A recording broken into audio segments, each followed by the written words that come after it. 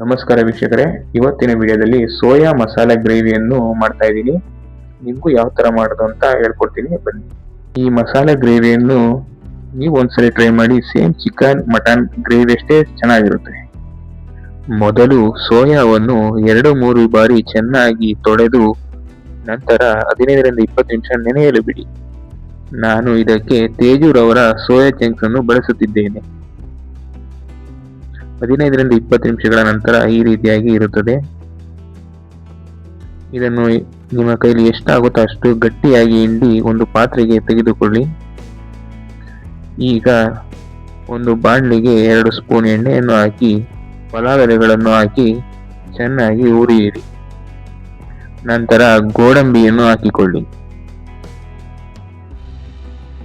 ಈಗ medium size ಆಗಿ cut ಮಾಡಿಕೊಂಡಿರುವ ಈರುಳ್ಳಿಯನ್ನು ಚೆನ್ನಾಗಿ ಹಾಕಿ ಗೋಲ್ಡನ್ ಫ್ರೈ ಬರುವವರೆಗೂ ಚೆನ್ನಾಗಿ ಬೇಯಿಸಿಕೊಳ್ಳಿ.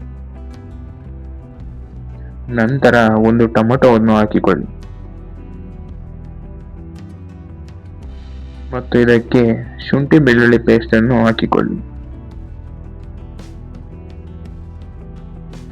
ಹಸಿ ವಾಸನೆ ಹೋಗುವವರೆಗೂ ಚೆನ್ನಾಗಿ ಆಡಿಸಿಕೊಳ್ಳಿ. ಸ್ವಲ್ಪ ಹುರಿಗಡಲೆ ಹಾಕಿ ಚೆನ್ನಾಗಿ ಹುರಿಯಿರಿ.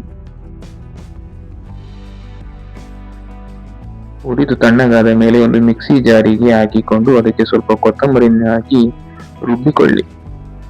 ನಂತರ ಅದೇ ಪಾತ್ರೆಗೆ ಸ್ವಲ್ಪ ಎಣ್ಣೆಯನ್ನು ಹಾಕಿಕೊಳ್ಳಿ. ನಾನು ಇದಕ್ಕೆ ಅದೇ ಪಾತ್ರೆಯನ್ನು ಬಳಸುತ್ತಿದ್ದೇನೆ, ನೀವು ಬೇಕಾದರೆ ಬೇರೆ ಪಾತ್ರೆಯನ್ನು ಬಳಸಿಕೊಳ್ಳಿ.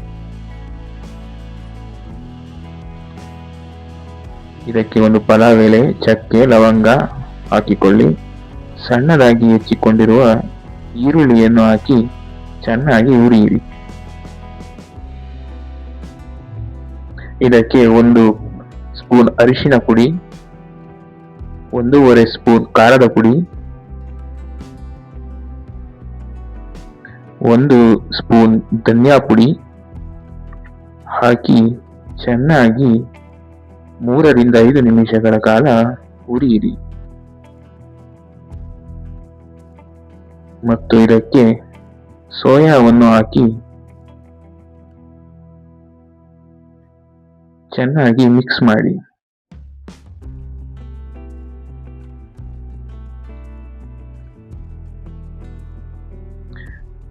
ಈಗ ಮಿಕ್ಸ್ ಮಾಡಿದ ನಂತರ ರುಬ್ಬಿಕೊಂಡಿರುವ ಮಸಾಲೆಯನ್ನು ಹಾಕಿಕೊಳ್ಳಿ.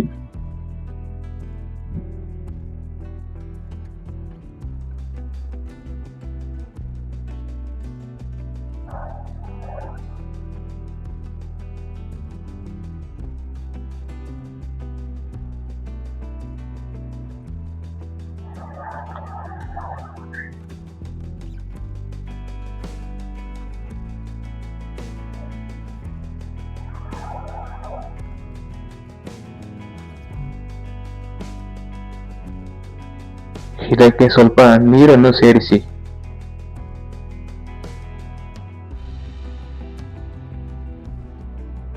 ಈಗ ಚೆನ್ನಾಗಿ ಮಿಕ್ಸ್ ಮಾಡಿ.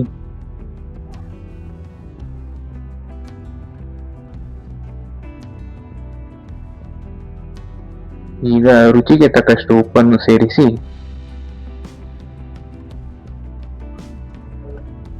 ಚೆನ್ನಾಗಿ ಮಿಕ್ಸ್ ಮಾಡಿ. ಮಿಕ್ಸ್ ಮಾಡಿದ ನಂತರ 1 ಸ್ಪೂನ್ ಗರಂ ಮಸಾಲವನ್ನು ಸೇರಿಸಿ 2-3 ನಿಮಿಷಗಳ ಕಾಲ ಚೆನ್ನಾಗಿ ಮಿಕ್ಸ್ ಮಾಡಿ.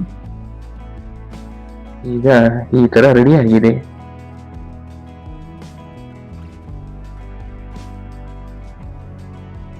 ಇದನ್ನು 15-20 ನಿಮಿಷಗಳ ಕಾಲ ಚೆನ್ನಾಗಿ ಬೇಯಲು ಬಿಡಿ.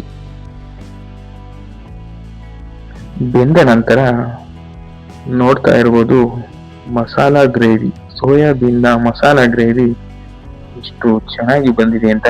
ಈಗ ಇದಕ್ಕೆ ಸ್ವಲ್ಪ ಕೊತ್ತಂಬರಿಯನ್ನು ಹಾಕಿ ಚೆನ್ನಾಗಿ ಮಿಕ್ಸ್ ಮಾಡಿ ತಣ್ಣಗಾಗಲು ಬಿಡಿ. ತಣ್ಣಗಾದ ಮೇಲೆ ದೋಸೆ ಅಥವಾ ಚಪಾತಿ, ಪೂರಿಗೆ ಹಾಕಿಕೊಂಡು ಸವಿಯಲು ಸಿದ್ಧ. ವಿಡಿಯೋ ನೋಡಿದ್ದಕ್ಕಾಗಿ ಧನ್ಯವಾದಗಳು. ಮುಂದಿನ ವಿಡಿಯೋದಲ್ಲಿ ಸಿಗೋಣ.